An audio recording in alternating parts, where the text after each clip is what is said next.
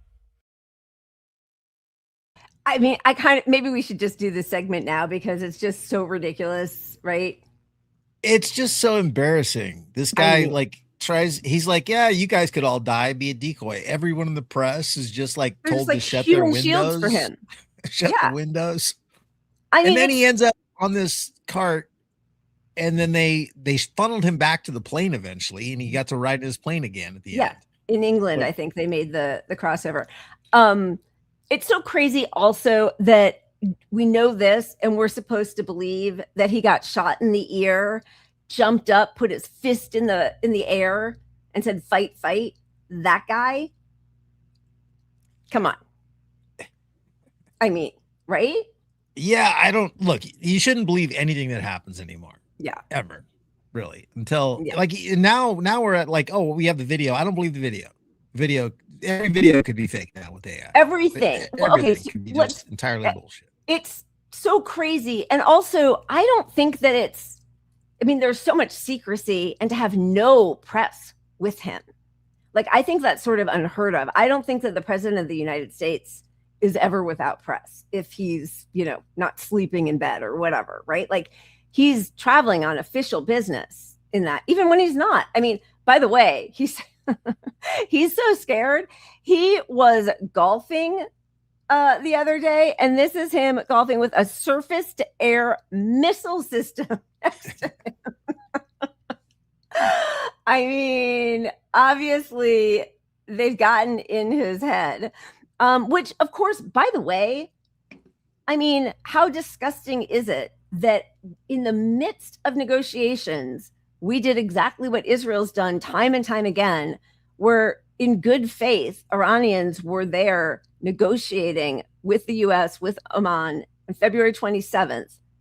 And February 28th, we slaughter the Ayatollah, his wife, his grandchild, and daughter-in-law, like in his home. He should never feel secure in his whole life ever again.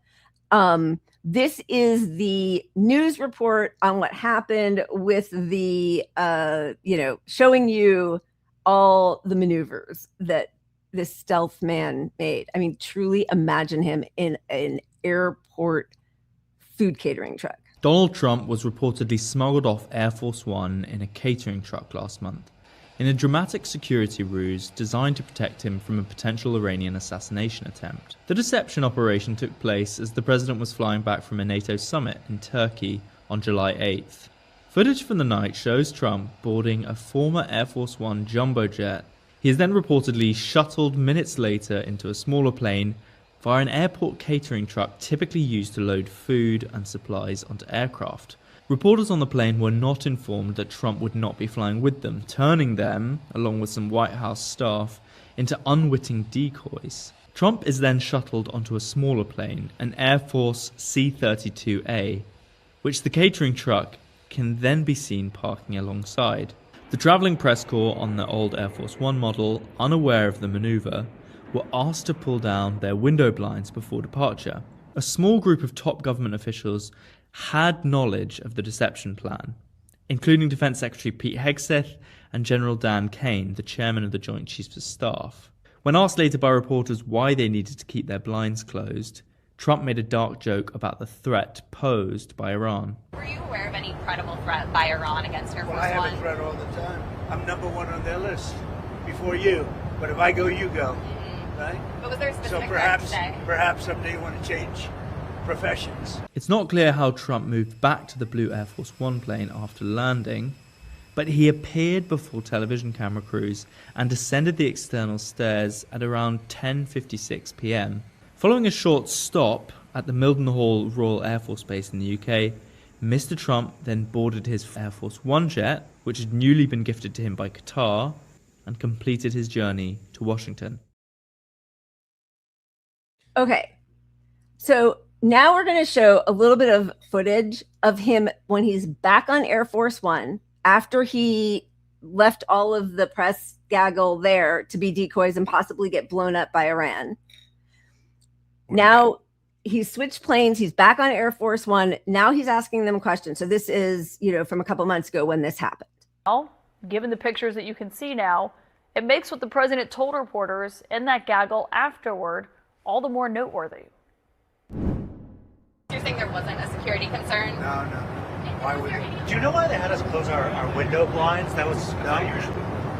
Well, yeah, because you're, probably on a dangerous flight because of the sleaze bags that we have to deal with. So you think that Iran was possibly thinking, trying Well, I to... mean, if they asked you to close your windows, probably they feel that way. They didn't ask me to close mine, but if they did, I would have done it. Were you aware of any credible threat by Iran against Air Force Well, I have One? a threat all the time. I'm number one on their list before you. But if I go, you go. Right? But was there a So specific perhaps someday you want to change professions. If I go, you go. Though the president wasn't actually on the same plane as the reporters who were asking him that question. And when they asked him about why they had to lower their own shades, the president said, well, he wasn't told to lower his. Well, he was on a secret plane. He was not on the same plane that those reporters and some White House staffers were flying on. So Do you remember embarrassing. He's all the such a propaganda? fucking It's so loser. humiliating. All the stuff about Yahya Sinwar and how he was actually, Hamas, like he was in Qatar living it up with the billionaires. And there were people who were Palestinians in Gaza who believed that that's what they had heard. And then when they saw footage of him fighting off Israeli, the drone, because they were too fucking, cowardly. He's in the building already blown up. Yeah. And they had already blown off one of his arms, and with his other arm, he's trying to, hit the drone with a stick. And they saw that and they're like, oh, he was actually fighting with us and for us. He wasn't just sitting there, pushing buttons like some, Yeah. Look, if and when they get Trump, I really hope it's an exploding golf ball. That's my fantasy. God, there's so many different ways we could exploding fantasize golf ball and in Minecraft. Yeah, no, in Minecraft, of course. And he misses the first couple, and you're like, oh, look, this is embarrassing. And then he finally gets contact. Oh, that's a great scene in a movie. That's how I would script it. I like it. Okay, and then this is him responding today or yesterday when it came out, to a reporter asking why he didn't think it was dangerous for the press to be on the plane that he thought was going to get blown up by Iran. They go for safety, and I have to do what they say. Why was it too dangerous for you to fly on Air Force One, but Well, not I don't too know. I dangerous for the think press? actually the plane that I flew on was at greater risk. Why I think do you it was say at that? greater risk because that would be the plane I think that they would be more likely to go for. More likely to go for the plane equipped with the actual self-defense that you're supposed to have. Yeah. Versus just the because guitar. wherever he is where the action is, right? Arachi was asked about this. This is such a great answer. Reporter, Trump is saying Iran tried to assassinate him in Turkey. Arachi, nope, there's absolutely no need for it. Why? Trump is already destroying the United States. We don't want to eliminate him. Let him cook. That's the right move politically. I mean, yeah. All right, should we watch another because we do have some more competing. Legos. Yeah, more Legos. This is Brick Observer presidential catering truck. Previously on the West Wing. He flew to Turkey on a shiny new plane, a gift from Qatar, call it Air Force fame. But Iran was mad and the threat was real, so they hatched a plan with a catering meal. Ba, ba, ba, da, ba. He was smuggled out in a food truck. Ba, ba, ba, da, ba. The press flew home with their blinds down. Ba, da, ba. Deception, operation, distraction, and misdirection. The president escaped in a hydraulic confection. Boarded the blue jet, waved to the crew, but slipped out the side when nobody knew. A truck full of snacks raced to the door while the decoy flew on to England's shore. The transponder was off, the blinds were down, and nobody knew. Break truth.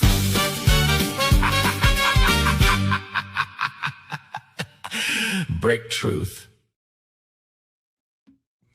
I mean, Yeah, it definitely has more of a Broadway vibe. Yeah, that but, swing vibe. I love Yeah. it. It's perfect. All right, and just to knock these out, last one on this particular subject, Catering Donnie by Militar Craft.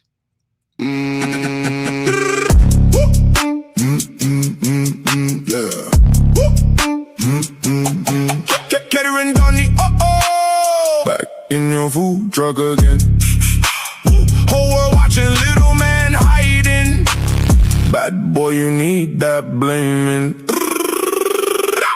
Flew to Turkey for the NATO summit flex. I ran left the missile, what comes next? Secret Service panicking, breaking sweat. Down so a catering truck, best idea yet. Not a chopper, not a tank, not a limousine. Stepped in the back with the sandwich clean. Hydraulic lift the bravest escape plan. Commander-in-chief of the whole damn land. Catering Donnie, back in your food truck again. Who is the boss? It ain't the brave. Who is the boss? Follow the snack wave. Journalists sitting window shades pulled tight, thinking the boss is with them on the flight. He whispered soft, if I go, you go. You are the decoy, bro, nice to know. Tiny little jet sneaking through the night. Landed in England, out of sight. Switched back quick, walked out the door. Pretended nothing happened, what the war. Catering Donnie, back in your food truck again. Whole world laughing, little man running. Bad boy, you need that stunning. Catering Donnie, we see you done, we see you.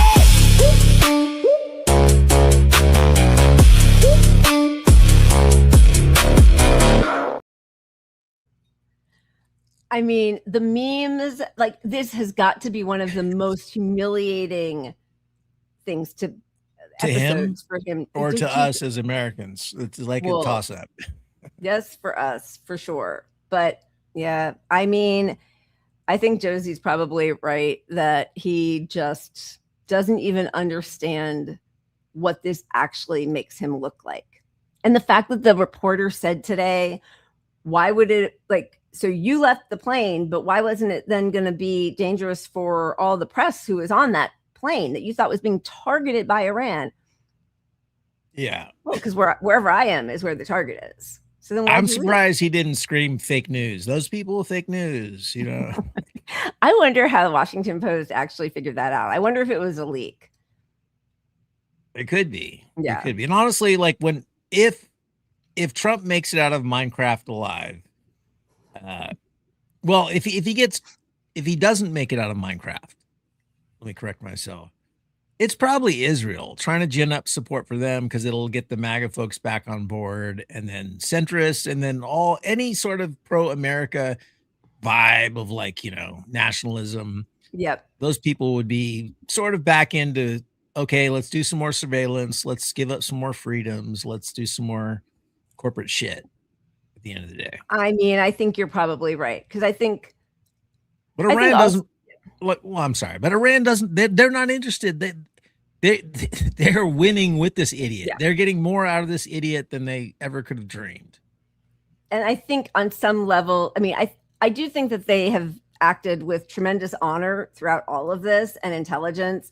But also, I have to believe that knowing how humiliated he's being on a daily basis, where he knows he's lost and doesn't know how to get out of it, and he's destroying the whole world, and like he's not even seen yet what he set in motion, right? Like I think we've used like 96% of our petroleum reserves, and the rest of the world is already, you know, I mean, right. Especially in Asia. I mean, I think and the sycophants are fading for him, right? So the closer you get to the general election in 2028, the closer everyone is like has to put some distance between themselves and Trump. Right. And especially with the policy with Iran, the policy with Palestine, you know, the economic implications, the gas being so expensive, the multiple new viruses spreading like crazy because they removed all the testing from it. You know, not that we'll ever talk about COVID, but we'll talk about the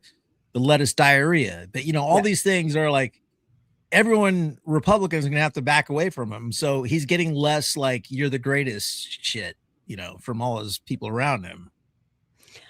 I mean, I hear you, but then he really only has the people around him who say he's right. the greatest. No, and they're So like I mean, maybe he's just they'll truly continue incapable. to get rich. They will continue to get rich off of it and really not care. But Yeah. You know, as far as embarrassing, like he has to feel it regardless. You know, that's what I'm saying. He's feeling it. I hope so. From his own people, his own Republican people close to him. Yeah.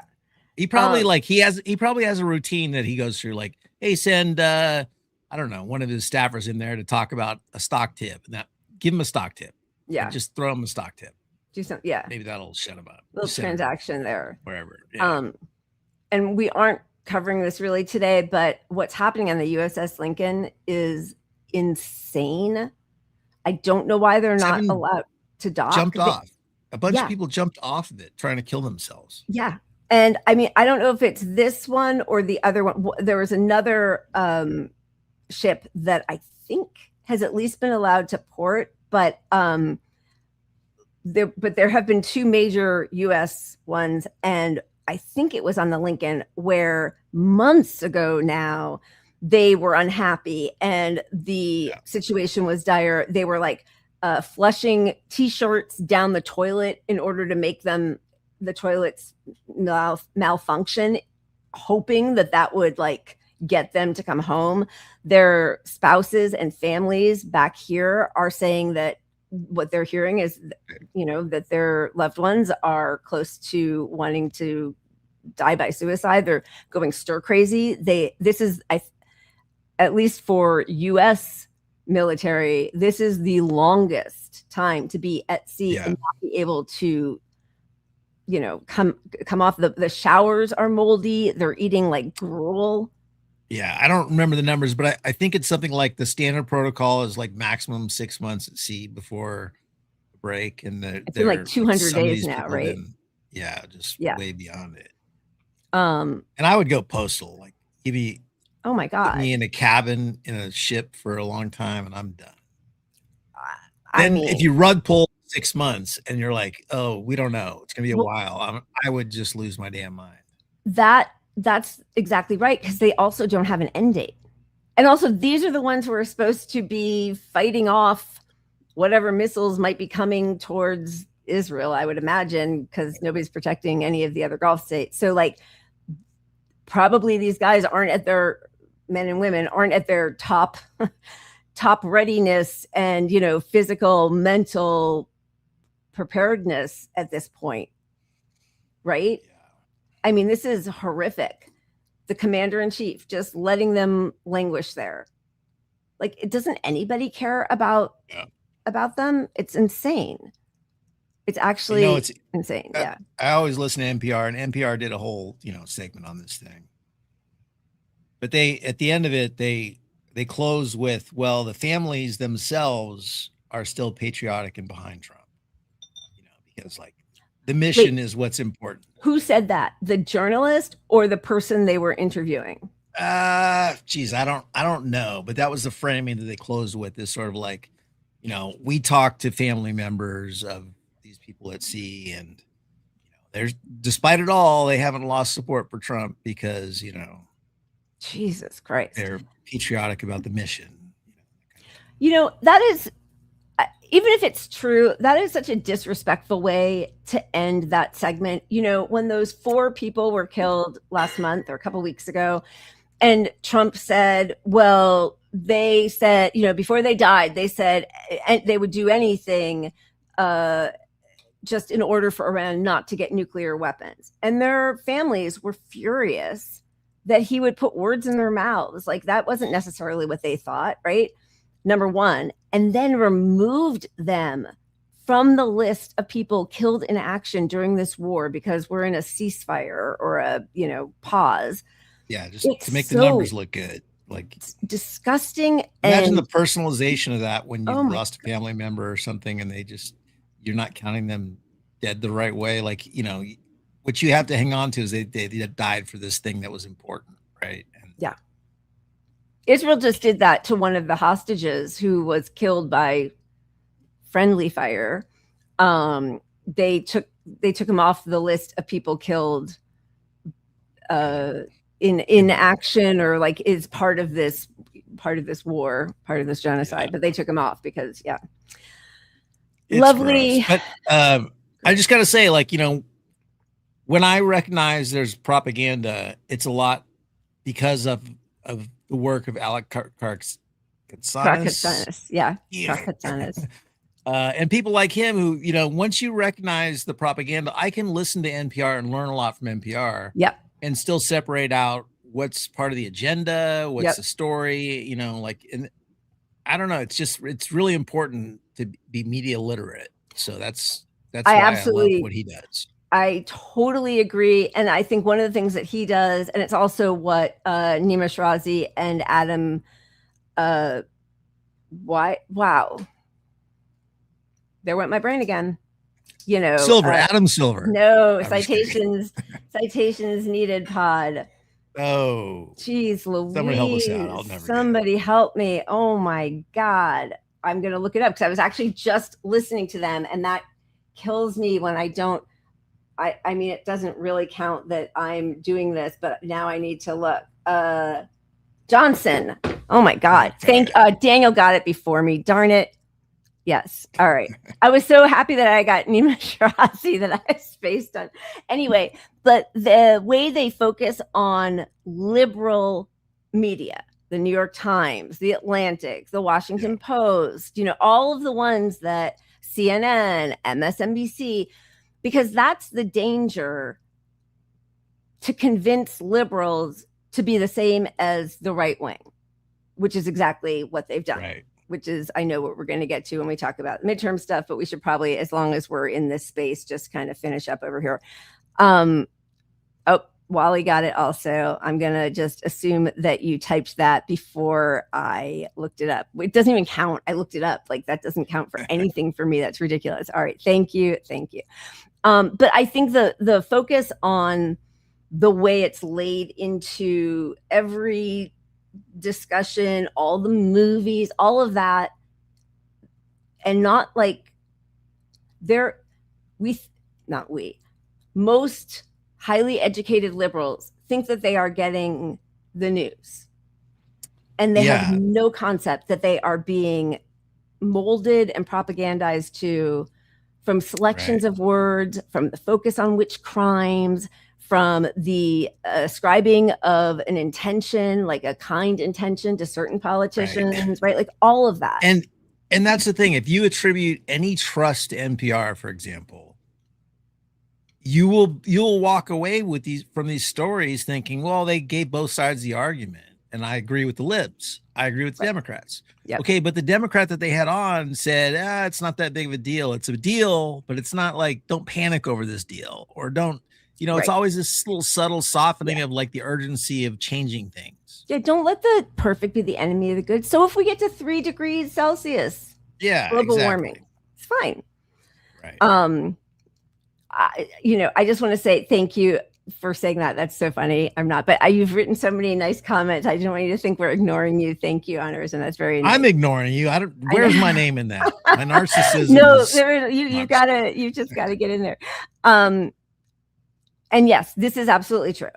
Like, that liberals loathe the working class and working class issues. They hate every war except the current one, and they love every social movement except the current one. Because again, like, I think probably defund the police isn't the best slogan, because it's now 6 years later and we're still having to explain it. It's not my place to weigh in, even though I just did. But like, the left ditched that like a week into it. Yeah. That's the problem. Okay, so now you can say, I don't support that slogan, but let me tell you what I support, and do that. Do that. Exactly. I think that is really important, but also just remember the freak out with Black Lives Matter. My liberal friends, my comfy white liberal friends, were like, well, but that kind of implies that white lives don't matter, or other people like they of course they're gonna, it's that whole thing. It's like that the precursor to the CIA OSS, where it's like, I agree with everything you're saying, just not the way you say it, right? It's always about procedure and your choice of words and all that stuff. So it doesn't matter. You could say anything, it wouldn't matter. They're just gonna have an issue with it. It's true, but that's why, like, for years on Twitter, I would have these blow-ups, you know, like, don't give up the word progressive, or don't give up the, like, right.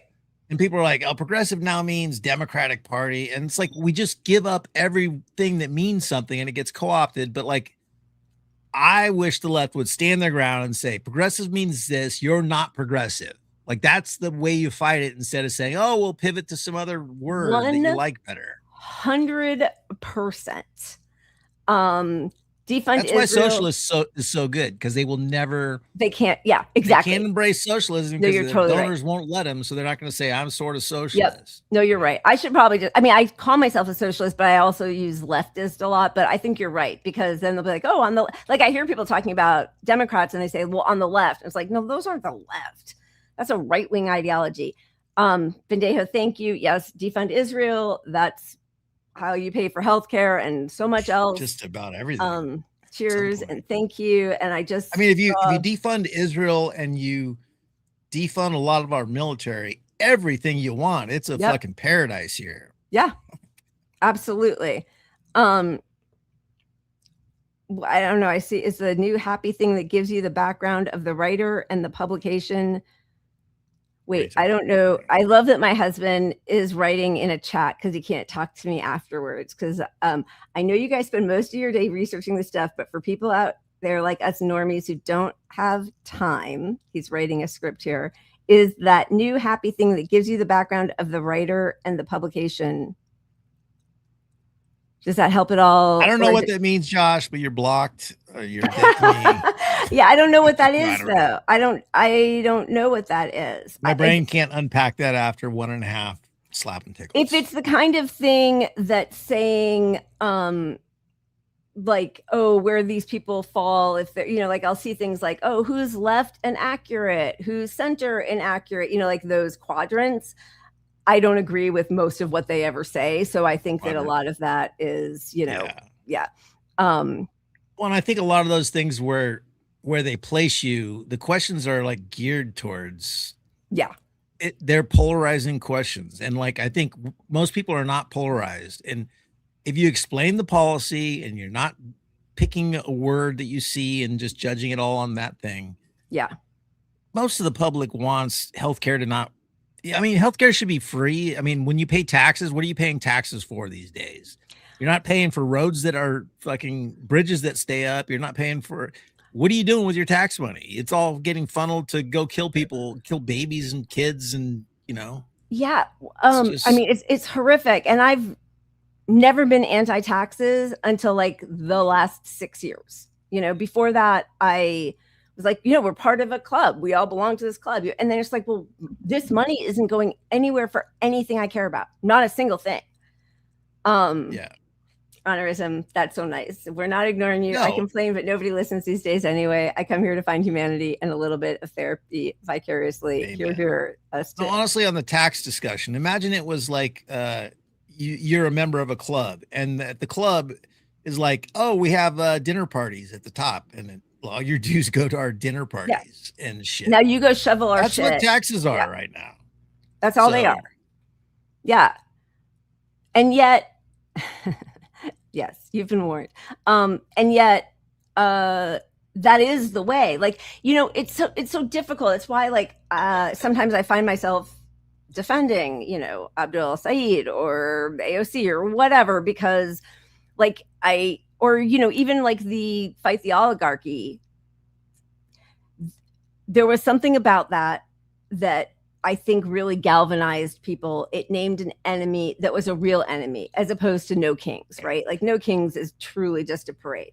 Fight the Oligarchy. You know, remember when Nina Turner said something about the oligarchy in 2019 or 2020, and everybody, like, you know, lost their mind on her. And now that term has been popularized. So that's great, but it's not enough. And so, like, but I want to support that, but it's not enough. But so, so I don't let me tell you about that term, since we're on the NPR. NPR had a whole segment that was actually fucking great. And this is where they will do their thing. They'll have a great segment, and it's like, no notes. They had some people on, economists and whatever, talking about, are we in an oligarchy? and they were talking about what makes an oligarchy. Right. The only issue I have with it is they were framing it as a Trump thing, that Trump called the tech bros together, that Trump, you know. Right. So that piece of it is what they lean on heavily. But they had a whole segment where it's like, yes, we are an oligarchy 1,000 times deeper than the Gilded Age. Oh, so that was their message in this section. That's so amazing. like, that's great shit. You know, whoever pulled the trigger on that one there, good job. But it is. It's just the thing that feels so frustrating. I mean, I agree with you. And it's good that those words are entering into the discourse. But also, I feel like they pin it all on Trump, or even just MAGA Republicans, right? Instead of like, I mean, as Saul is saying, think deregulation, right? Like, this is a bipartisan project. Obama kicked 10 million people out of their homes while he saved Wall Street. 100%. And so I'm thinking back to this segment that I listened to, and the framing was, yes, Trump, and then also, you know, Citizens United, which is accurate. But it's like, that feels like a Democratic talking point, right? To repeal Citizens United, right? So it's not like, it's just different than we have to flip this whole thing over because both parties are never going to repeal Citizens United. You're not having that discussion. You're having a discussion about, oh, this legislation blocked by Republicans or promoted to repeal. Bernie bring it up and Hillary said, no, we can't do that or something? For Citizens United, I don't know. No. I don't I can't remember. that Something about getting money out of politics, magical ponies like that. No. Okay. Wait, did we I do just, okay. Cause then we're going to move off of the GOP, right? We're moving over. So we've just got a couple of, or should we just, what are you saying, Pat? Spin. And I think 7 more Lego clips and then we'll get some news. Okay. Let's spin the wheel. Spin the wheel. Okay. When in doubt. My computer is so slow right now. Okay. Come on. I called it. You did call it. You know, so many of the Legos recently have been really, you know, correlating to news. It's US more, news. What did you say? Oh, you say, I thought you were going to say US news. Like, they're very specific at times to like stuff that nobody here knows who the, you know, I don't know, what is it? Iran, the next in line supreme leader or the next, right? You know, we don't even know the VP is over in Iran or something, right? Whatever their version of that is. And these people they're making videos of like a state senator election. It's crazy. Yeah. Okay. So let's just show this one. This is Mitch McConnell, who, by the way, like, this is criminal. You know, Congress is on recess. He's been absent for how many months? He's supposed to be representing people. I mean, he does a horrific job of it. So probably they should be grateful that like he's not even there. But I mean, it's just like he has not spoken to the cameras. We just keep hearing that he's fine. They now have caravanned him back to Kentucky. Has anybody visited him in the hospital? Does anybody have a report? It's absurd. If he's not clinically dead right now, they would have him in front of a microphone for 10 seconds. I totally agree. Okay. All right. So this is Brick Observer McConnell. McConnell took a picture with the Post to prove he was still here. The internet looked at it and said, nah, man, that's AI. June 14, he took a fall, hospitalized, silent through it all. 3 weeks gone, no word, no sign. Twitter said that man is done, he's offline. Then came the picking bed with chow, holding the paper, showing the now. Washington Post, the date was there, but the internet said that pick ain't fair. Jimmy Kimmel said, I got the proof. Put his own face on, that's the truth. Snopes look close, said it's legit, but the memes were already lit. August 6th, he walked on out. Therapy at home, removing doubt. But the internet never sleeps, you see. Still saying that pic looks fake to me. McConnell took a picture with the Post. Follow for more.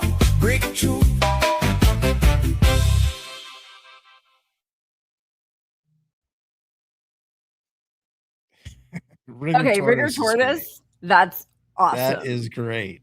Nice job. I miss doing parody where I would come up with shit like that. Good job. Great. All right. I don't know. I didn't read through all of this, so I might regret putting it up, but I want to thank Susan Badeo for the super chat. Badeo, I got to disagree with you right out the jump, or else, my sidekick gig gets canceled. Lila is the brains of this thing. No, we're equally whatever we are. Pat's the brains of this op-based Lila. He predicted Trump wouldn't surrender and Iran would include Gaza on its demands. His mention of they live based as fuck. All right. It's all you. I mean, I agree with all of that. I'm Pat, just going to give you the brains. Lila's base, though. Okay. Where are we? Oh, okay. So let's just finish up these horrific people. This is what it looks like. Apparently, Doug Burgum, Secretary of the Interior, putting this video out about Las Vegas style DC. Yeah. Golden Age. Put your pinky rings up to the moon. Girls, what y'all trying to do? 24 karat magic in the air. Hit the toe so clear. Look out. Pop, pop, it's showtime. Showtime. Showtime. Showtime. Guess who's back again? I just want to vomit every part of them. They're just hideous. Who thinks that's a good idea? That is truly them looking at their base, like farmers who are losing their farms, their own military whose family is getting, deported by ICE. And they're just flouting how little they care about anybody. It is so disgusting. I'm sorry, but an exploding golf ball isn't enough, Pat, in Minecraft. I don't know. Maybe one of those gold statues falls over and then just pins him down, and then the doctor comes but says, you don't have your health care card or something. I don't know.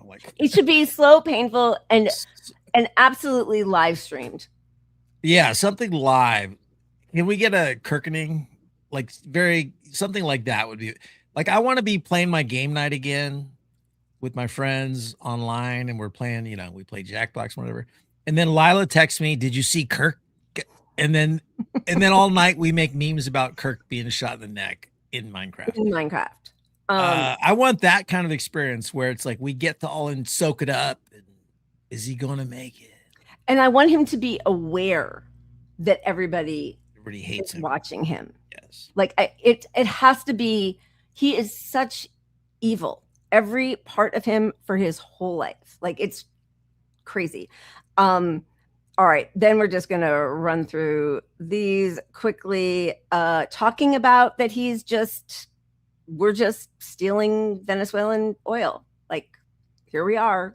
History is written by the victors, and to the victor belong the spoils. We're taking a lot of oil from Venezuela, and we're getting along great with them. Billions and billions of barrels of oil is coming out of Venezuela. It's one of the most fertile places for oil in the world. And as you know, it was a 48-minute war, lasted 48 minutes. And we paid for the war with what we've taken out many, many, many times. Where have you heard that before? You haven't heard that before. It's the old-fashioned way, right? That's the old-fashioned way. To the victor belong the spoils, right? And we're doing the same thing, by the way, in the lovely Islamic Republic of Iran. We're knocking the hell out of it. We're not remotely, by the way. Knocking the hell out of them. I mean, and I will say, the whole Delcy Rodriguez situation is just, I don't know if she's, been threatened, or it doesn't even matter now. They've just left the ICC and pledged allegiance to Israel. It just it's just so heartbreaking, all of it. Here he is being asked about if Democrats win the midterms, the investigations will never end. And I think that this is a Fox interview. I'm not sure. last question for you. If Democrats do take over the House, it's just going to be investigation mania. You know, they're going to do oversight. They could impeach you again. I mean, do you think they will? Well, a lot of people are saying I'm one of the greatest presidents ever. They're not saying that, though. But they know, they see the results. Look. Okay, that's just like a right-wing podcast guy, I think. I'm not sure, but I just love that. Like, nobody. I don't even think, like, does anybody really say he's the greatest ever? His, like, Hegseth. Yeah, the people that think he's the greatest are just like rich and white and racist and doing well through it all, or just racist enough to just think this whole dunking on government and society is fucking fun. But everybody else, like his own people, are suffering. I mean, MAGA folks are hitting. It's hitting them harder than the left, honestly. I mean, yeah, and yet still, like last week in Nevada, there was an officer who was killed. His name is Austin Abdelnabi. The governor of Nevada, Governor Lombardo, asks for a moment of silence at this conference. So I know Pastor Tice spoke about Officer Abdel Nabi a few moments ago. No, we're not booing. We're not booing him. He's the officer that passed away here recently. So, and I asked if we had a moment of silence, and he said we had not. So I would like your indulgence for a moment of silence for Officer Austin. Thank you.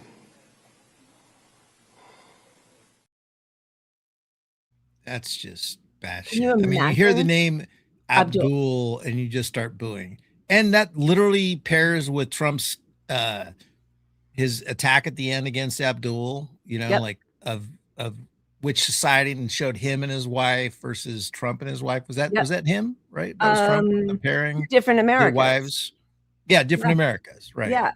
And it was just that, like, there's a brown person with someone married to them, and here's me, I'm a white guy with a imported fucking Epstein girlfriend. But, you know. Wait, was it Trump? Yeah, yeah. I mean, whoever it was Republicans. Wasn't it Trump? It was definitely, the Trump? picture was definitely Trump and Melania. So yes, but like. Oh, somebody else might have posted. I just can't remember. But yes, I mean, it's such blatant racism, which is what Mike Rogers, when he lost to Abdul El-Sayed, like, puts out this, I mean, it's so weird because it's like the, collusion now of Democrats and these Republicans who refuse to vote for Abdul El-Sayed, but that terror of a Muslim man being in government, who, by the way, first of all, US born. I think that two of his grandparents are like white, if that matters, but whatever. He born in Detroit, played football. Like, he's a total, regular American kind of guy in every way, which Donald Trump isn't at all.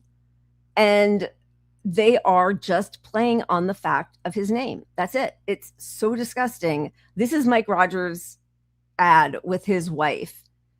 And they don't talk about policy at all. It's just a Muslim man. If you're among the majority of Democratic voters that woke up on Wednesday feeling, hopeless, because the person who won does not represent your values, just know there is still hope. Michigan deserves a senator who is ready to sit with you, hear from you, and represent you. The parents across Michigan who want an education system that sets up their kids for success. You have a home with us. To grandparents across Michigan who are heartbroken from watching their kids and grandkids leave the state.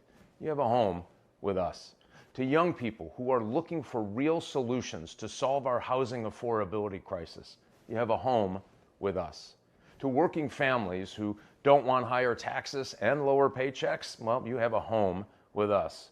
And to the vast majority of people across Michigan who do not want to throw their support behind a campaign filled with anger, divisiveness, calls for violence, and the views that are out of touch with your values, you have a home with us.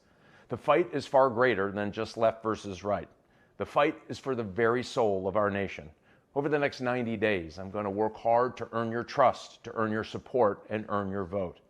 We have a state to save, Michigan. Let's get to work.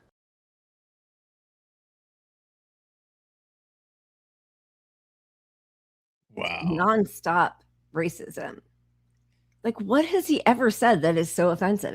It's so crazy to me. Like, even if you don't agree with his policies, whatever, but like, what? They can't even point to anything. I mean, and the only thing he's saying is if it doesn't look like the America you know, which is doesn't look like a white guy with a resting bitch face wife. Like, if you can't pair that, like, it's nothing. I don't know. The times are too serious, which is also my criticism of Abdul. This silly shit he's doing is annoying the piss out of me. Yeah, I agree. I'm just over it, dude. Don't stop it. You're not a celebrity now, dude. Stop. Whoever's managing his campaign, stop. I agree.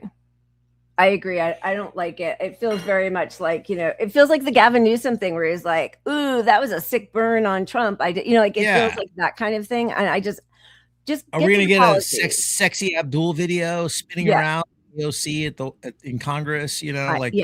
I hate it. I mean, we probably already have it. I'm just tuned out of it. But like, it's not meeting the moment at all. I know you have to normalize that you're a brown guy and you're just a regular white guy. Yeah. But like, you're giving so much fodder to people with your cringe and unseriousness.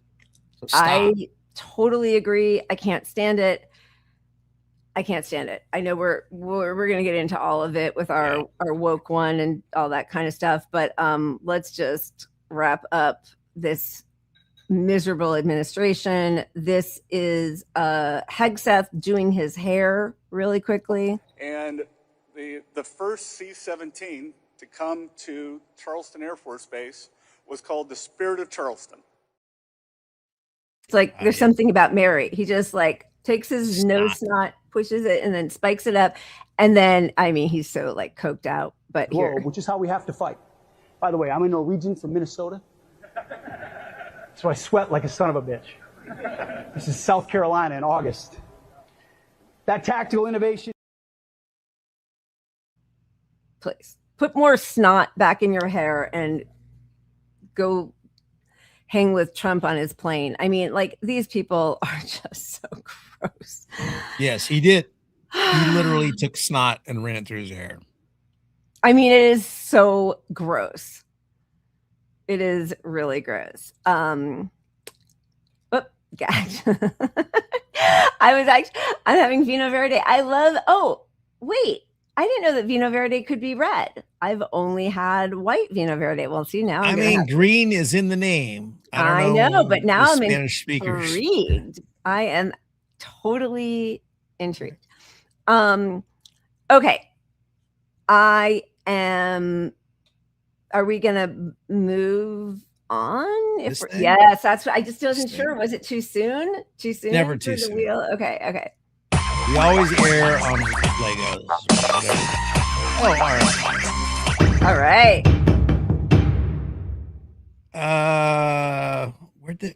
There it is. Okay. Since we're going to bipartisan scumbaggery, let's have a song about ICE by Spizzy's Spouse. That is why the man said this revolution will be telepathic.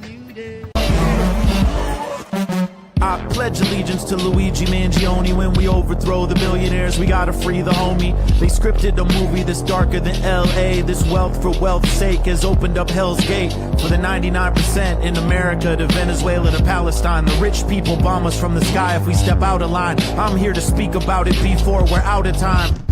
Oh fuck, we're out of time. Kevin Roberts, look them up. The Rothschilds, look them up. They're still here no matter who you vote for. That ain't good enough. Other countries hang a corporate thief. Here they get a pardon. Our enemies are Raytheon, Boeing, and Lockheed Martin. They need to all catch turbulence. They can't track us down without Amazon Web Services. They'll kill us all and CNN won't mention it. Just like they ignored the genocide of Palestinians. Just like they ignore Epstein work for Mossad. We're moving on. Breaking news, war with Iran. Textbooks all made by Ghislaine Maxwell's dad. It really makes you wonder what they've buried in the past. It really makes you wonder what they'll do now that we see it. The elites are buying warehouses made for human beings. They're gonna try to take our Second Amendment and keep us fighting horizontally. Will they rig the economy? The war is vertical. Data centers are burnable. Snatch the CEO out the convertible. The table's turnable. The war machine that got the Philippines in 1900, that napalm Vietnam and killed your gramps and uncles, that killed Iraq and Afghanistan is getting hungry. Follow the paper cause the enemies are getting money. Follow the paper for the enemies get everybody. I mean, it feels like everybody sees it. Like everybody is awake. Yeah, and that does lead us into the woke stuff, you know, which we're headed. But like, just when the public is catching on, just when everybody's on board, yep, the people taking power from the left are softening their shit. This is the wrong tack to take. It's so mad. When you're winning, you step on their fucking necks. Of course, you say we won because we're not you, you fucking corporate piece of shit. It was Spizzy Spouse. He's busy. He's busy spouse, right? So Yeah. I don't know. Tease busy spouse. Spizzies with Z's in there. Yeah, it really feels, you know, so it's been years now. Like, I mean, you know, it took me longer than it should have, but definitely since 2015, where I was like, oh, Democrats aren't cowards or feckless. They're working with Republicans. They're paid to lose. They fight against the left, like very clear. And I found myself a few weeks ago doing this thing that libs do, normie Dems do about Democrats, feeling a little bit like that about some of the DSA people, like, why are they doing this? And then I was like, oh my God, they got you. It's because they're working for the same fucking people. Like, if you are going to make fun of or distance yourself, and fine, like, we can all talk about defund the police, the slogan. Clearly, I think it's got some issues because it is 6 years in and it just feels like such a stumbling block. So just like scrap it and just talk about the actual policies. We need to invest in our society. We need to fund schools and healthcare and, you know, communal group areas where we can all gather and build community and take care of each other and end like all of that kind of stuff. But like at this point, to be making fun of woke, like what is woke? What is that? Cancel culture? What was the cancel culture? Like, what exactly are people saying when they talk about cancel culture? Like, I agree that when Aziz Ansari got like publicly lambasted for a kind of awkward date, that did not belong in Me Too. Like, that was grotesque. That shouldn't have happened. But that's like a one-off. That's a systemic issue, right? Yeah. Those things are like trans bathrooms, right? It's like, well, but trans bathrooms was something that is trying to be legislated, right? And that but I mean, it's taking a thing and making it 10 million times more of a bigger issue than it is to the average public. Like, I mean, more trans sports would be probably a better use of the trans technology, but it's taking a thing that affects nobody and just few people ruining it. Sorry, I'm gonna keep making little edits. I don't mean, I just mean nobody non-trans is what I meant to say with that. Like, so if you're not trans and you're affected by trans people using the bathroom, you're not, right? It's not impacting any of these people's lives in any way or anything, but it becomes this cultural bigger issue to avoid talking about other stuff and the trans rights. And we're just avoiding the whole conversation. Yeah. So like the point, I don't know, I was going somewhere. Well, no, I mean the cancel culture, right? Like that's the thing. So when AOC says something like, you know, because they keep quoting this, woke one was crazy, and then, you know, she's kind of in the clip that we showed on Sunday when she said a New York City councilman who said that woke one was crazy, she's talking about Chiosei, the one who, by the way, Mamdani said not to, you know, primary Jeffries.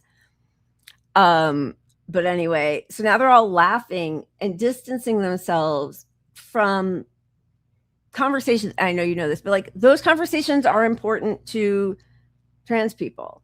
and also possibly, the sports, trans people in sports. That's a conversation that should be able to be had without canceling anybody. I agree. Like all of that. I agree. Like I want discussion. Yeah. Well, and that's the point in this is like, okay, tell me what woke one was to you. Exactly. AOC, because what is it? What are you what are you saying was too far? Exactly. Like that's what we want to know. Yeah. Because you put it out in a vague way that's just like, oh, remember when we were all woke and you couldn't say the R word and like, oh, you get canceled for dropping the N-bomb. Right. I mean, that's how some people take this woke thing that you're saying. Right. And woke one, if you're looking at woke one was about black issues. That's what woke was. Woke was informed black people. It was informed people who understood what society was actually doing. It was like the Alec Karakatsanis. Right. Like wake up to the systemic ways that we I see what's happening. I see the reality of the situation. That's what woke really That's what originally woke was. That's woke one. Woke two maybe is where you're headed with this stuff, but even that, define it. What are you saying? Where did the left go too far? It's just defund the police because now you're in the Senate or the House. I mean, exactly. So, originally woke, as you said, was not a term that white people used. It was exactly what you were saying about systemic racism and being awake to the ways in which Black people were being suppressed and oppressed by a system that relied on their labor and keeping them down, right?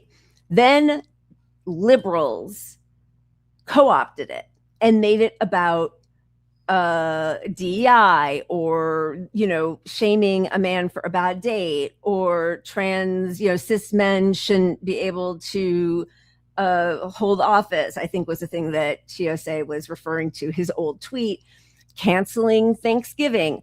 But, as you just said, and as we talk about all the time, like there are reasons that people want to cancel Thanksgiving. And it doesn't mean like, oh, we can't have beer. And I mean, if you are into football, want to watch football or whatever, and a meal, but like, we should really know what it is we're celebrating and maybe don't celebrate it that way. Like that's what she was saying, because you're celebrating a genocide. That's not okay. We wouldn't do that.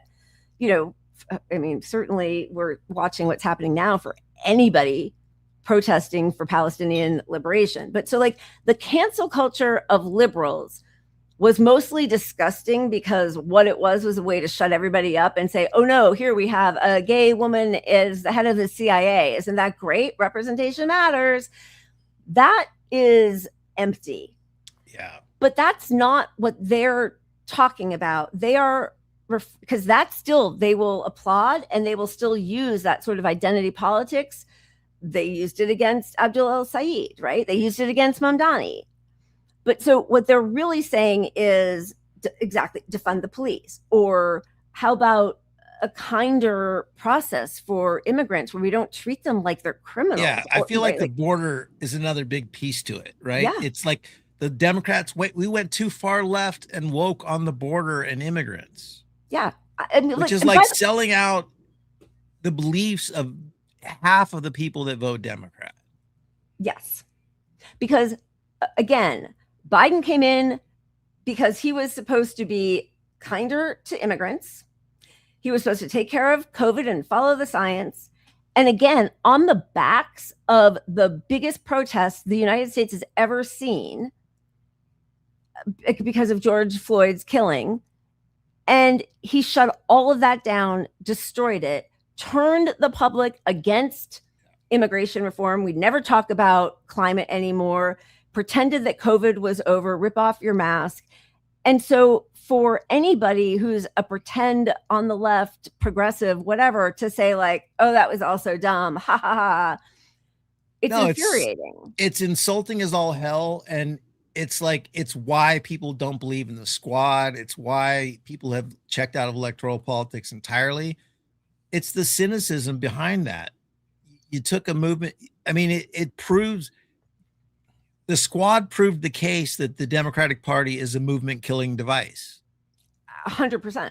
Like, because all these policies got brought up in the Democratic Party to win the Democrats that won their elections. And then they're just like, nah, that was woke. We're not woke anymore. We're like woke 4.5, which is like, yeah, the climate can burn. Oil is good. Migrant immigrants are bad. And But you can let's say be the a little R nicer word. to them. Yeah. You could be, yeah, you can drop the R bomb. You could, it's just. It's so despicable because they are just like regular Democrats, they are just paving the way for fascism while making fun of people who are actually on the left. It's disgusting.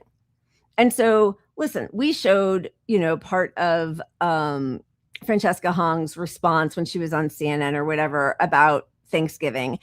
It wasn't a great response.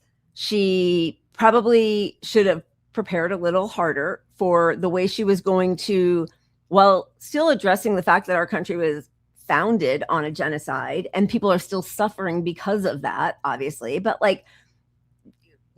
then geared herself towards, we're going to make Thanksgiving dinners more affordable and more open to as many people as possible. This should be something that everybody can celebrate in whichever way they want, whatever it is. It wasn't a great answer, but she's a socialist.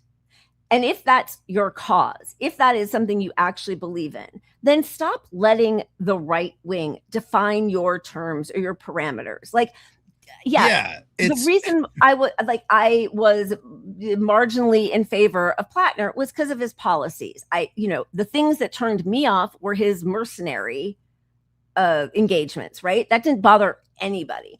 But don't be scarred by that. It wasn't like the Democratic left, whatever fault that they didn't know about some of the things that hadn't been revealed, or that, this one firm hadn't vetted him enough. They supported him because they support those policies, just the way Democrats supported Biden or supported Clinton or supported Swalwell. There is a list of people. So stop letting that be the thing that's like, oh gosh, but we don't want to have her, because if she wins, and that's what we keep hearing. They were afraid that she would win, that Hong would win. She's 0.4% behind the guy who had already dropped out because she was so far ahead in the polls. And then he comes back in, gets supported by the guy who's leaving, Evers. And then they that she would reflect badly on socialism. Have some fucking integrity. Yeah, and the AOC's thing about woke one felt like a direct response to Hong's Thanksgiving stuff. It felt like, oh my God, some of the stuff that us leftists used to say is so embarrassing. But now I'm like part of the corporate world and I get it. Now I get it. I totally get it. I mean, truly. It is repulsive. It's just repulsive. Yeah. Obviously, the backstory to this is that Hong loses by 3,000 something votes, right? 0.4%. So AOC did not endorse her.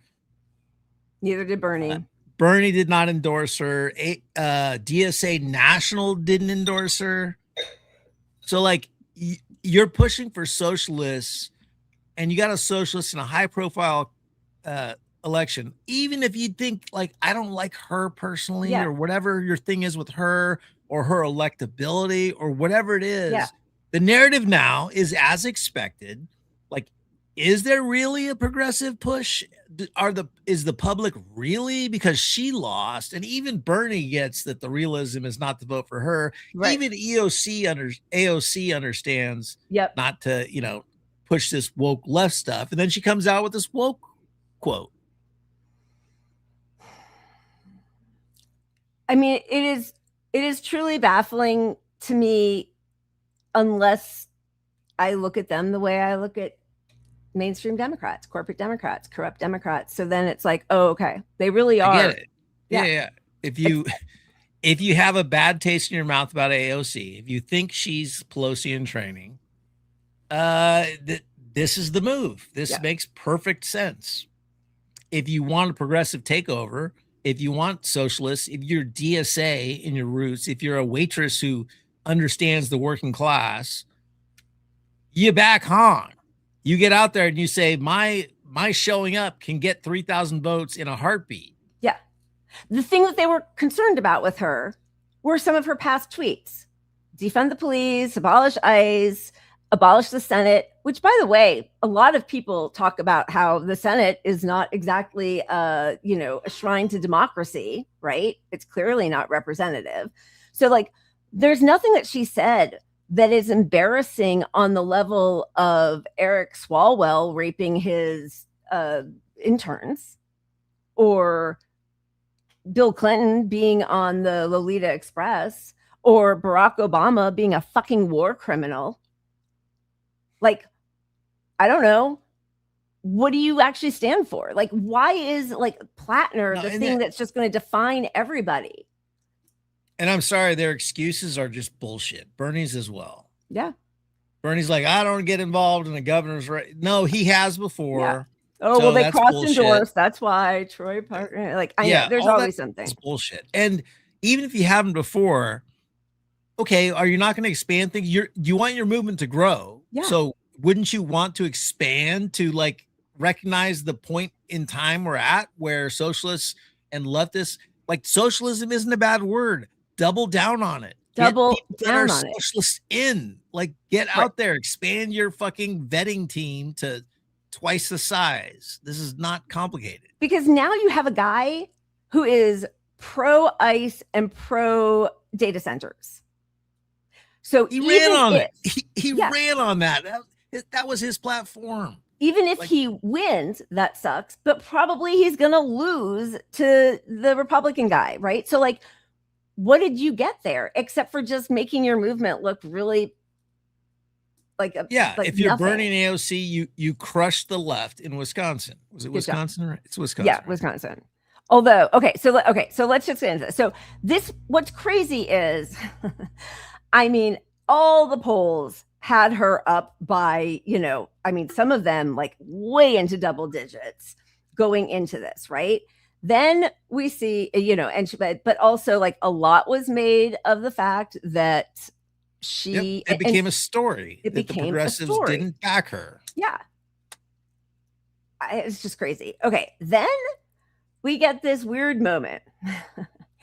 Update. There will be a very long delay to the Milwaukee upload. 5 of the USB sticks were missing results from the election. Election officials have to go back to the absentee facility to get the results again, which feels a little weird, right? But also it did give the opportunity for this sort of hilarious, it's like almost a 4-minute clip, but we just pulled 40 seconds of it, of Steve Kornacki as he's like hearing it for the first time, the irregularities. Because again, like, she was so heavily favored up until she went on CNN to talk about her Thanksgiving post, which, why didn't she prepare for that? But okay.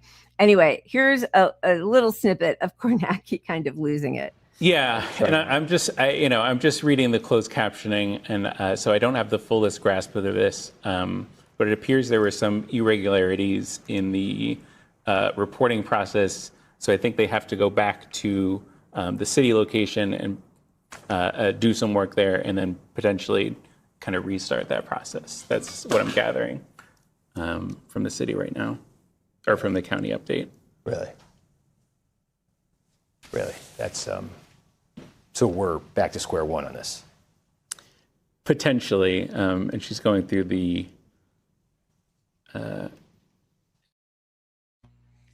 He's like having a heart attack. I actually think he seems very sincere, so it did make me laugh. They covered it for like 4 hours, though. Yeah, like it was all night, obviously, but like they were staying up for this breaking news. It's so close, we're gonna hang into the end, and then like, some USB sticks went missing. Hey, don't talk about it. And then there's longer footage of him talking to the guy in his ear, and just like, how do we deal with this? What? This is. It's not great. I mean, it's not great, right? Especially because she was riding so high going in. But anyway, the guy beats her, David Crowley, who again, he had left the race because she was doing like, and so was it Mandela Barnes, who was the other Democrat at the time, who left the race. Yeah, it was like, she's going to take this thing. It was like, everybody just thought she had it. And listen, there might be issues with polling, which, don't know how everything works. And maybe there was a lot of enthusiasm for her. So people wanted to answer polls, but then didn't show up. I mean, I don't know. It feels crazy, but okay. But 0.4%. He beat her by 0.4%. So probably if Bernie or AOC or anybody had just like given her a little bit of a nudge, it would have been great. And then she would have had a couple months to work on her ground game. But of course, so he beats her by 0.4%. And this is, you know, how the media frames it. The far left hits a wall.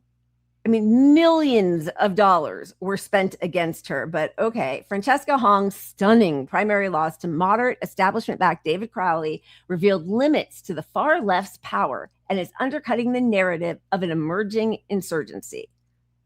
Good job, guys. Like, well done, truly. But also, they're going to do it no matter what, because the fact that Peggy Flanagan, she squeaked by. Peggy Flanagan beat Angie Craig by almost double digits, right? Or almost twice as many votes, right? So Angie Craig was the Democrat who was protested in our Cheers clip with climate defiance. So Peggy Flanagan, who I think calls herself a socialist, she was the lieutenant governor. She just beat Angie Craig, and now she will run against Michelle Tafoya, who won her primary on the Republican side to for the Minnesota Senate seat. Yeah, and I think she's going to win that one. I mean, Minnesota's a red state, but I feel like they've been leaning blue for a long time, and Tim Walz actually a decent Democrat, not my favorite guy in the world, but like as Democrats go, he's one of the better ones. And he has results he can point to at least. Yeah. So like that shifted. I know they're trying to pin the Medicare fraud stuff on Peggy Flanagan also. But I mean, I think Angie Craig was sort of part of it, you know. And yes, again, like, so the fact that Crowley squeaked out with the whole establishment behind him and millions of dollars and all that kind of stuff, a 0.4% victory over an avowed socialist. That is like, you hit a wall, look at this big victory. Whereas when Abdul El Said beat, what's her name? Haley Stevens, like that, you know, that was also not such a great win. We thought it was going to be a lot more. No matter what, it's just never going to be enough. Yeah, look, money buys votes. It's still the reality because it gets the framing of the local news in your direction. It gets the local anyone in the city that makes money, you know, if it's a city election or a state election, all the big businesses come out and they're like, yeah, we support the own guy, the corrupt guy. Yep. And that's not changing. And like, if you had elections and we had an actual reformed campaign finance system that, you know, kept things like, you know, the way it was maybe 50 years ago or something. And yeah, you'd have a shot. These people, I mean, the left would win like crazy, but like, if we had a democracy, looking at electoral politics, like we can get people in and change those laws to get back to a fair system. It's never going to happen. That part's cooked. It's baked into it all. So that's where electoral politics is always going to be like, hey, it's great. We got leftists in there to echo our message or something that we're pushing that we want. And yeah, they have to vote for it eventually. So a lot of these things, it's great to have leftists in there, but like, we're not changing electoral politics enough to like get more progressives in next time, because the money will just be doubled from Israel and corporations. So absolutely, we're never going to change it in time to fix anything really. Yep. If we just rely on electoral. 100%. And then again, Angie Craig, pro ICE, pro data centers. Look at the endorsement. Hakeem Jeffries, Nancy Pelosi, Jacob Frey, whatever, the mayor of Minneapolis, Gwen Walz, I know, is that Tim's wife, Dean Phillips, Colin Peterson, Pete Buttigieg, Alyssa Slotkin, Mikey Sherrill, Abigail Spanberger, Richie Torres. Is a who's who of the biggest ghouls in the Democratic Party. And Peggy Flanagan crushed her, and we're not getting stories about that. And that, what, you know, I hate that. I think Elizabeth Warren was the first person to endorse her, but like, you know, we're not getting the story that we would have gotten, obviously, from corporate media if it had been reversed. And then also looking at the ad support for Peggy Flanagan versus Angie Craig. So Peggy Flanagan had under $5 million for her, and then against her was like what, $20 million, but also $25 million spent on a primary race. I mean, it's just insane. Anyway, that was a big blowout. And then another great blowout was, wait, what am I saying here? Who did Matt Little? Oh, he just won Angie Craig's seat, and he is a DSA candidate, Matt Little. So he also won, which is great, but nobody's talking about that. All they're going to talk about is the 0.4% loss of Francesca Hong. Yeah. Well, and that's the point. That's why, like, yes, let's get out and get as left as we can get into these races. But like, the public's behind all these candidates, and it's not even that these people are great. They're just not the Democrats, and they're craving for anyone not Democrat to win in the Democratic Party. Yep. So when you capitulate and soften your message and do this woke 1.0 shit, and, oh, I apologize about my tweets about Thanksgiving. Like, that's not the way. The way is about your tweet. I'm going to keep fighting. You pivot every time they talk to you to I'm fighting for the people for these policies. Yep. Like, you can distract me on Thanksgiving if you want. Yeah. Let me talk to you for 10 minutes about fucking Medicare for all. Exactly. Which, by the way, a new study just came out. It's no longer 68,000 a year. Right now, they are saying Medicare for all would save over 114,000 lives and over $1 trillion every year. New research out of Yale shows that reductions in administrative overhead, lower pharmaceutical prices, less fraudulent billing, and fewer emergency care trips would lead to a massive savings. But, we're just going to label everything woke and then pretend to offer up some bill that we're never going to fight for. But in the meantime, the horrific racism is also something that people who pretend to be on the left should be fighting constantly, because the fact that Michael LaRosa, who, by the way, he was Jill Biden's, it already says that, Michael LaRosa, press secretary to former First Lady Jill Biden, endorses Mike Rogers over Abdul El-Sayed. So these were the people who were just in the last regime endorsing a Republican, which, by the way, Biden endorsed many Republicans, of course. I refused to defend or support anyone with an SS Totenkopf tattoo simply because they had a D next to their name, Latner. I won't defend or support anyone who is too cowardly to stand up to extremists who think the mother of my best friend, who jumped from 95 stories because the alternative was worse, deserved what happened to her. Her only crime was showing up to work that morning. The Democrat running for the U.S. Senate in Michigan won't or can't stand up to the guy who says she deserved what she got that morning. She showed up for work, which is an incredibly dishonest reading of Hassan Piker saying that 9/11 was blowback for our horrific treatment of Middle Eastern countries. Yeah, these people are so fucking gross.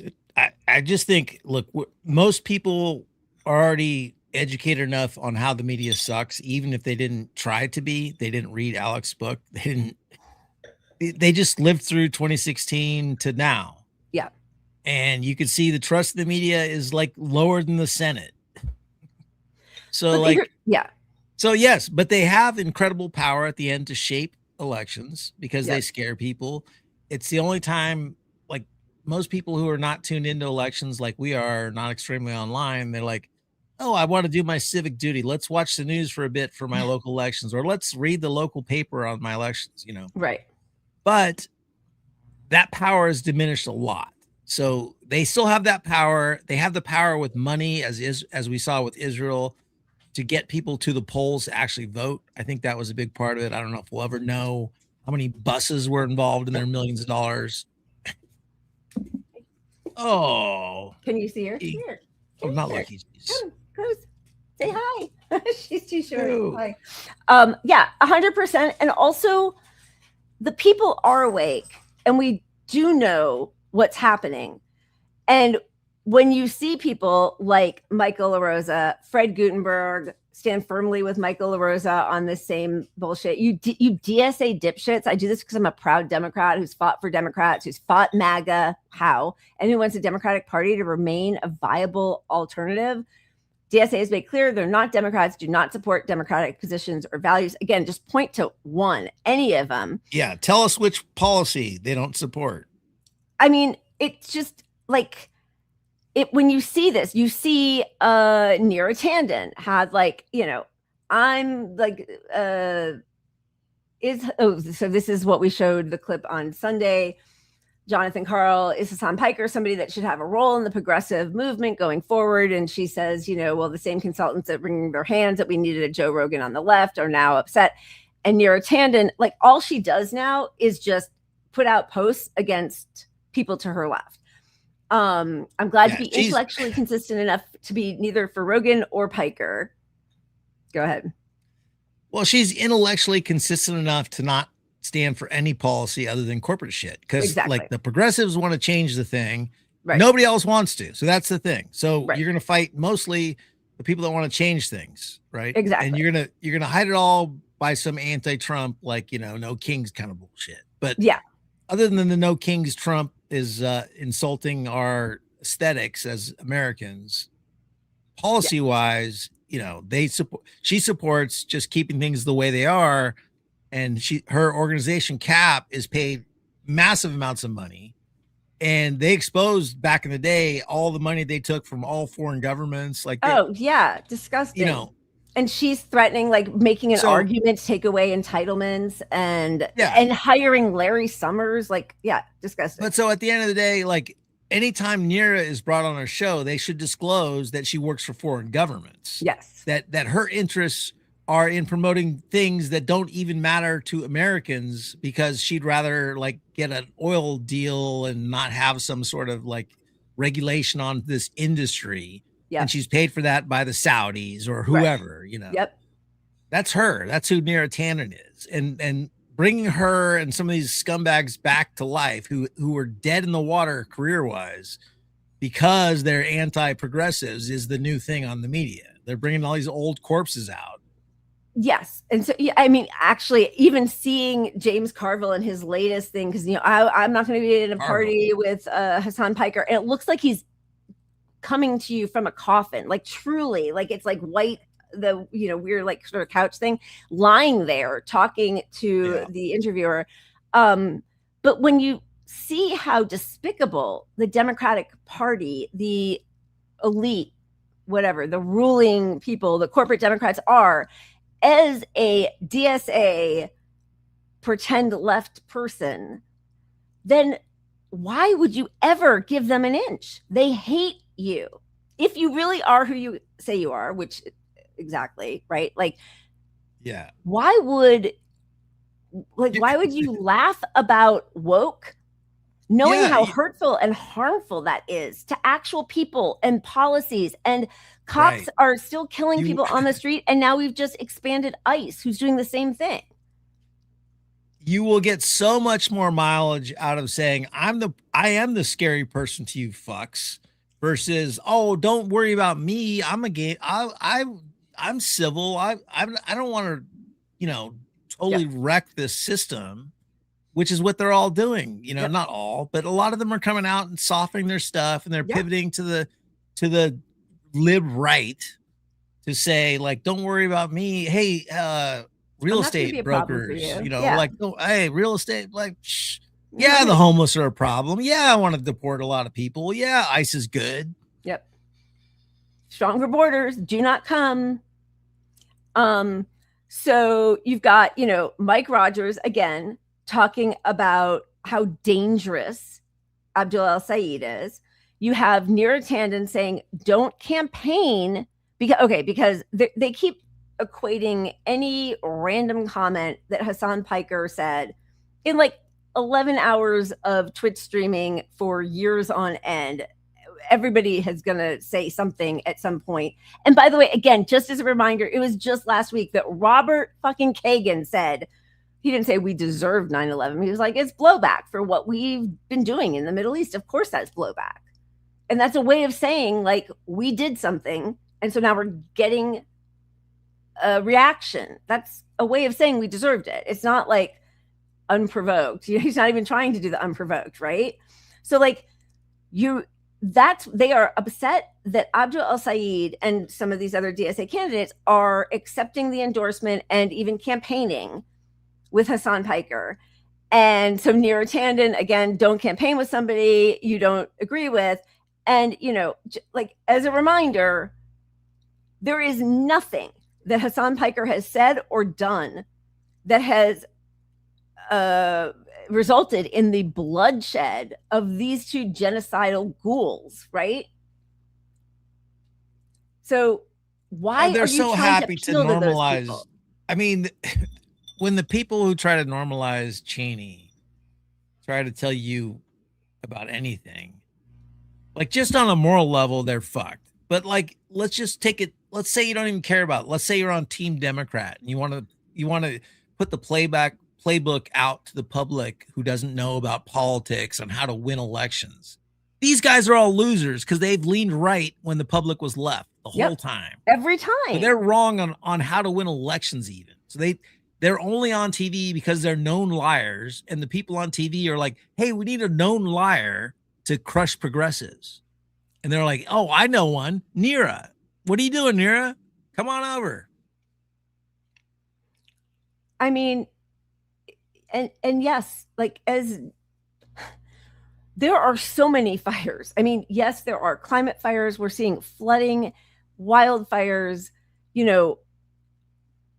I mean, what was the bridge in Maryland that just like collapsed when Biden was president?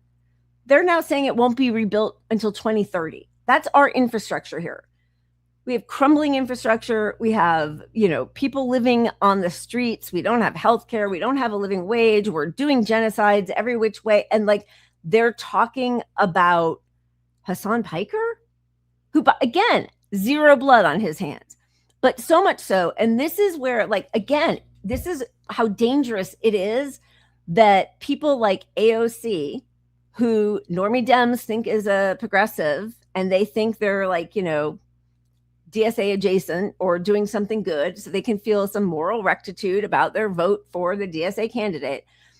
She's appealing to these people who now, Neera Tanden is retweeting Laura Loomer. She's retweeting Nick Fuentes. She's retweeting this MAGA account that's all like fucking, white supremacy and anti-trans. Destiny. I mean, like, what, like, these are the people that the squad, that the next president, 2028 hopeful, that'll never be me. I'm just putting it out there now. I will not. But like, who are you appealing to? Yeah, but to be clear, like, you take, okay, let's say Hong's Thanksgiving shit was a flop, right? You can step in as AOC and fix that. Yeah, exactly. You can fix it. You can say, look, we all had these opinions and we shared them and we were angry. Let me explain to you why some people on the left are against Thanksgiving. Let's talk about it. Yeah, exactly. There's no risk to AOC. She's not she's got her house seat. Yep. She's locked in. Yeah, she's going to run for president and lose, but whatever, that's a separate thing. But use your position of power to take the pressure off that other person. And she should have done that. Instead, she's like, oh my God, woke one. Oh shit. I think she already walked that crazy? back. Yeah. But also, I'm not ever going to support her. And then you have, like, I mean, truly a meltdown here with Scarborough on his show. Like, and the reason that, like, we're showing this is because we are in such dangerous territory. Not the whole country. So much of the country is on the left, right? So like, that's why, like, the moderate, center, or whatever, Democrats, that terminology is dishonest. They're not the center. They're not moderate. They are fine with 114,000 people dying every year without healthcare. They are fine with a genocide. They are fine telling immigrants, do not come. Voting for the Lake and Riley Act or applauding ICE, like all of this, giving more money to Gestapo cops. And then like the focus on all of this media is Hassan Piker and that the DSA is anti-American, when like name me one policy that they are saying in the DSA. Abolish police. Okay, I don't even know if that, I think it's defund the police for them. Abolish ICE. But yeah, abolish ICE. Remember what it was like before 2003? We didn't have ICE. You were fine. Are we still all in imminent danger from the Taliban or whatever the fuck? I mean, like, give me a break. Go hide in a fucking airport catering truck. Yeah. And if you're on the left and asked about Hassan Piker, mock the fucking person asking you about Hassan Piker. You mean the podcaster that has the power to sway elections because his viewers agree with him?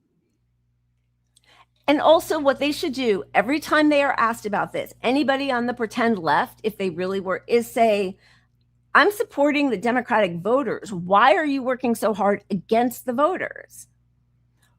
Why don't you think that we deserve health care or a living wage? Exactly. Like this is what the voters want. What's wrong? Like, what is the issue here really? I don't know. It's crazy to me. It's not hard. You know, you just expose them for them sticking to the narrative. Like when you say healthcare instead, and they're like, no, more Hassan Piker, you win over every viewer. Yeah. You win over all of them because everyone's like, healthcare, please. Healthcare, please. Yeah. The public knows the situation we're in. It's like they get the dire situation. They don't want the sensational bullshit. Like we're past it.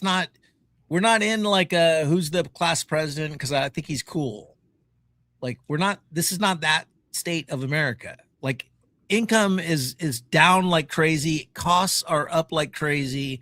Who's going to fix this? I mean,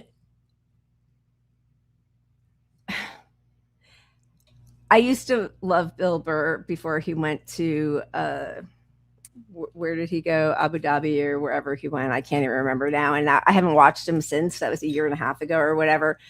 But there was an old special of his like in 2008. And he was like, yeah, no, they're going to let Obama win because they want to blame the financial crash on the black guy. And it's like every time they want the public to be okay with, we're not going to talk about climate anymore. We're just going to frack more. We're going to tell them, do not come. We're going to crush the valid part of Me Too, like don't get raped by your boss kind of deal. We're going to say COVID's over, even though it persists. We're going to do a genocide. We're going to do that with the empathetic Joe, and it will just go down a little more smooth. I mean, that's really where we are. So now instead of it being like a crusty old, bleeding from his eyeball, mentally, out of it, Biden, they are now going to bring in the new flock, which is AOC. It's hilarious. It's really funny. Just kill every social movement that is so necessary. I mean,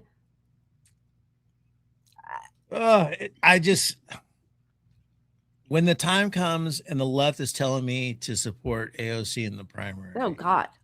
Nope. And that time is like, I don't know, 7-8 months from now. Like as soon as November elections are over, we're going to get hammered with get in line for AOC. Yep. And no, done.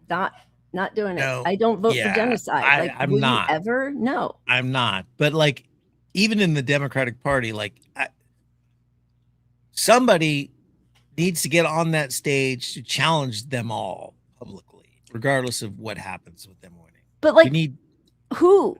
Because I don't know. They're all so feckless. And I have to say, like, I think obviously, AOC is a total plant. Like she's just, whatever. But like, I do think that, I mean, unless Mamdani was doing this his whole life, I do think that those values that he ran on that he was sort of consistently working towards. I think those are sincere. But of course, he can't run for president, but like, then he has to speak up. Like, you don't have presidential ambitions because you can never be president, right? So use your capital now. Like, who else totally gets more agree. popular the longer you're in public office? He does. He's actually doing a really good job. Like, I have lots of issues with him, but like, use that capital. It's the left needs more leaders. I mean, I know, like Alec was saying, we could push the leaders, that's a piece to it, but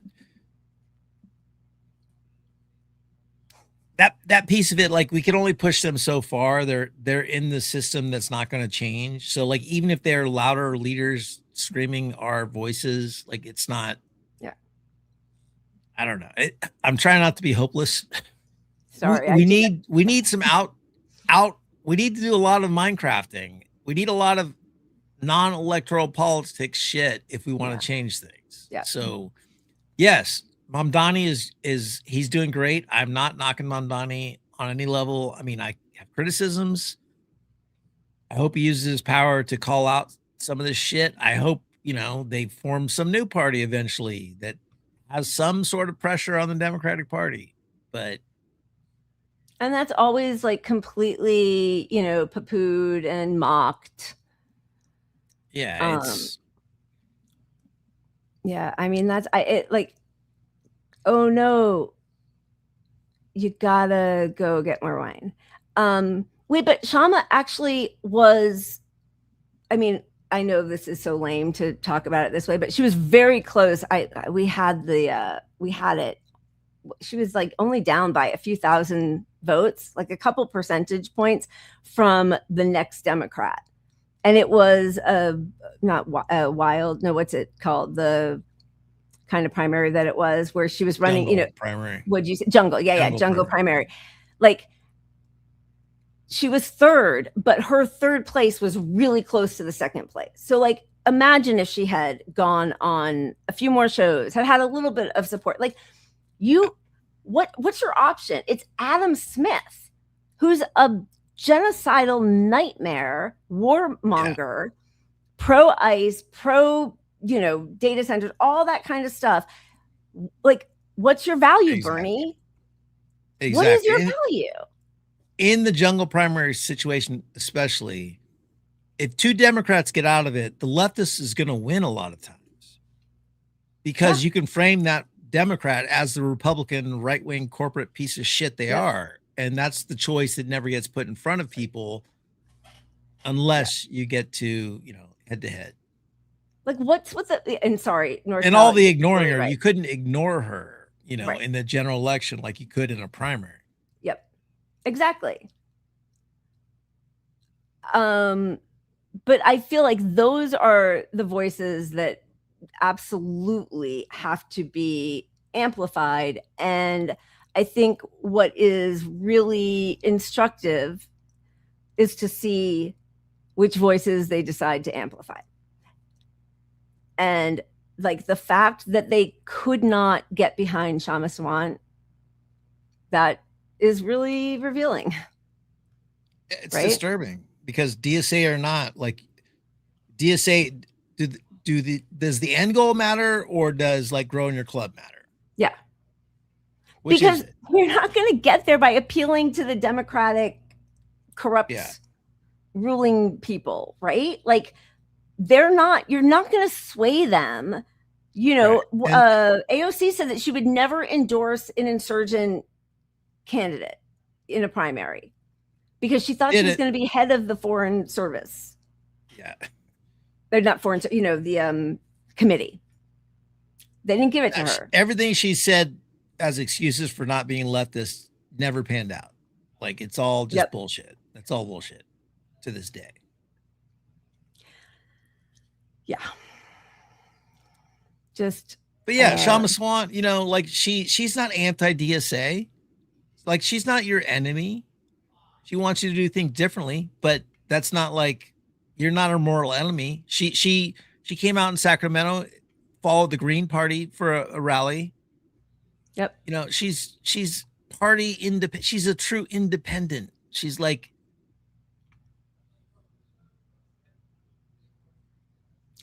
yeah, I mean, that's the thing is like, it's not personal. You shouldn't be there to make friends. It shouldn't be about a career in politics. It should be about serving your constituents, right? So like, right.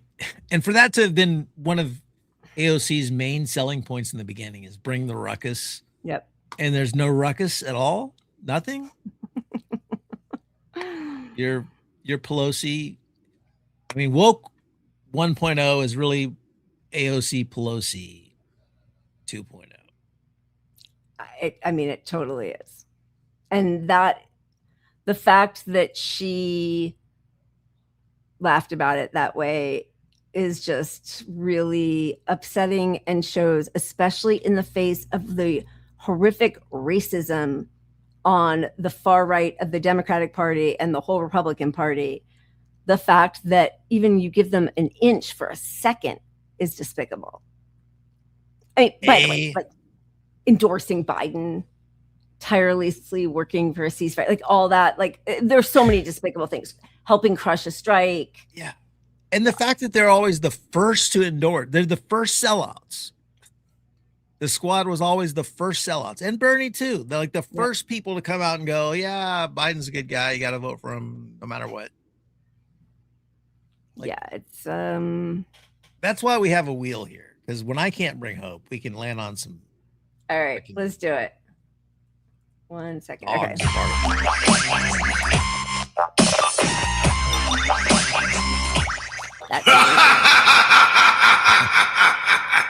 Okay. We have a couple of short LOL songs, but we also have whatever. What do you pick? You pick. Yeah. Do it.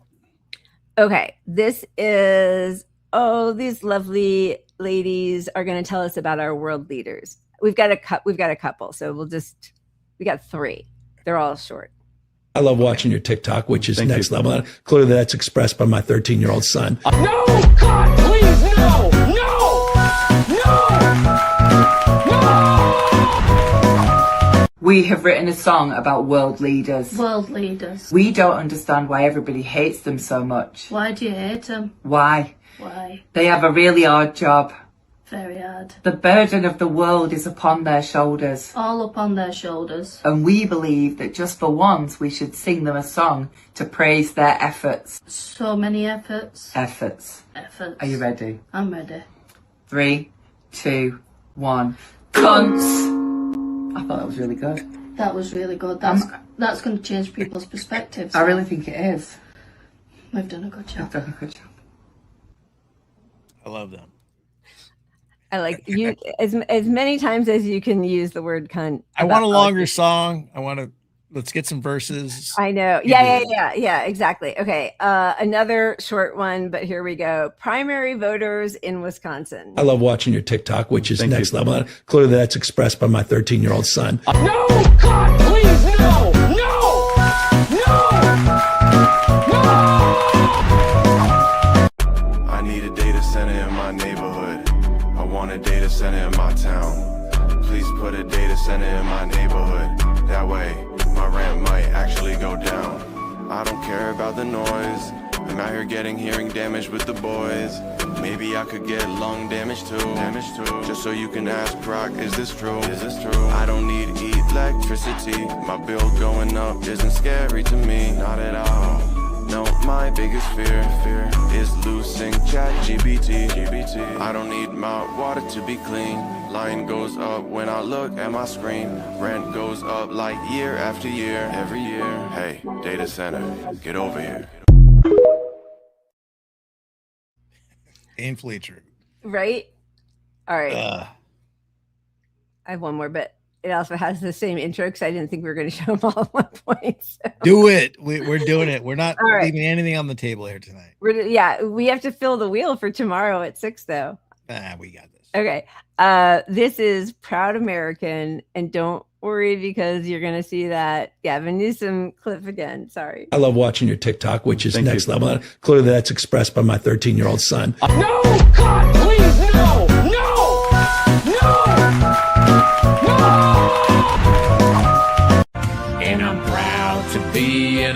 American, where healthcare isn't free.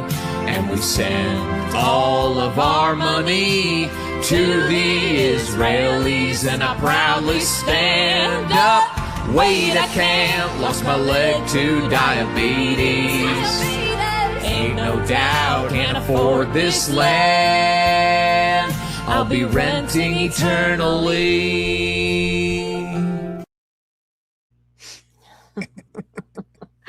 That intro is torture. I saw that too. It's a lot. It's a lot. I think we're gonna need tune it up. we're gonna need the Pete Hegseth like putting the snot in his hair. What if I cut to Charlie's neck exploding in Minecraft? In Minecraft, just a thought. Would that cheer people up? I don't know.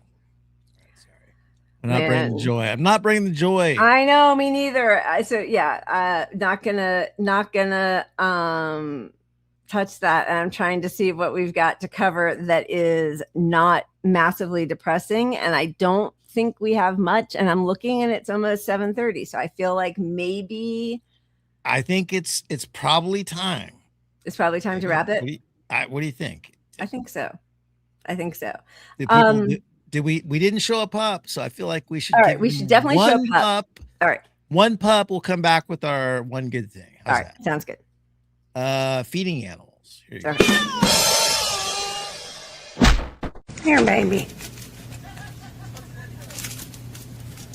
Good morning. Good morning. Good morning. You hungry? Hey.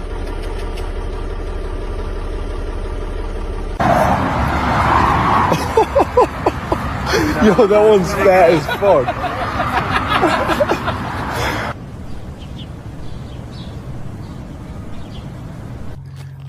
Okay, fine, fine.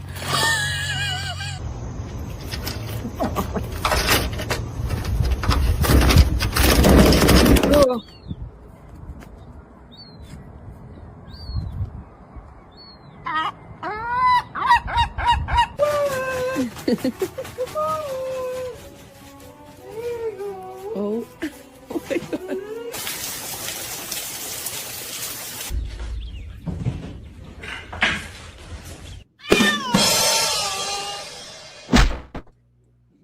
All right. That is so cute. If David NYC is still in the chat, he sent us a really adorable pup video suggestion, and it's people traveling with their cats, which is amazing.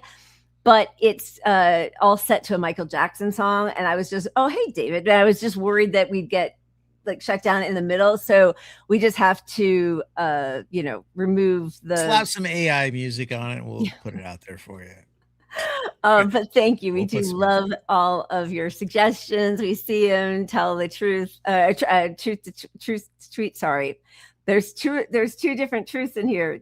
But we love. I mean, you guys are so great about sending us suggestions, and I know Holly sent a couple articles I am going to read. I have a whole list of to do, and thank you. We really do love that. Apparently Daniel NYC wrote from LBB NYC's account about the Gavin Newsom intro. That was not LBB's. Okay. Well, I don't care. It's a lot. I'm tired of seeing Charlie too. I'm tired of seeing Newsom. We need a whole refresh of some of these intros. That's all you did. I got it. I'm joking. All right. You guys are all awesome. Thank you so much for being here. Thank you to Alec Karakatsanis. Just brilliant, so kind and smart. Go get his book, COPAGANDA. We will add the link to the new press where you can get a 30% discount on COPAGANDA. And also and I love the idea that it's meant to be read in small chunks with a group. Like, I love that. That's what a beautiful intention as you write a book that's so important. So find a small chunky group. We will be back tomorrow at 6 o'clock Pacific, 9 p.m. Eastern. The protests continue. The outrage continues. This was in Athens, Greece, just this weekend, protesting against the ongoing Israeli-U.S. genocide. Cheers. Keep punching up. See you tomorrow. Palestine, Ramallah, West Bank, Gaza. This is for the child that is searching for an answer. Wish I could take your tears and replace them with laughter. Long live Palestine. While we listen to tunes made by ignorant fools, Israel blocked the UN from delivering food. They bring in the troops and you won't even glimpse of the news. They make money off the products that we're quick to consume. And it's not simply a question of differing views. Forget emotions, this is facts. What I spit is the truth. Makes no difference if you're a Christian or if you're a Jew. They're just people living in different conditions to you. They still die when you bomb their schools, mosques and hospitals. It's not because of rockets, please God, can you stop this all? I'm not related to the strangers on the TV, but I relate, cause those strangers could have been me. Words could never ever explain the raw tragedy. It's not a war, they're just murdering more rapidly, and we are automatically supporting pure savagery. Imagine how you feel if this was your family.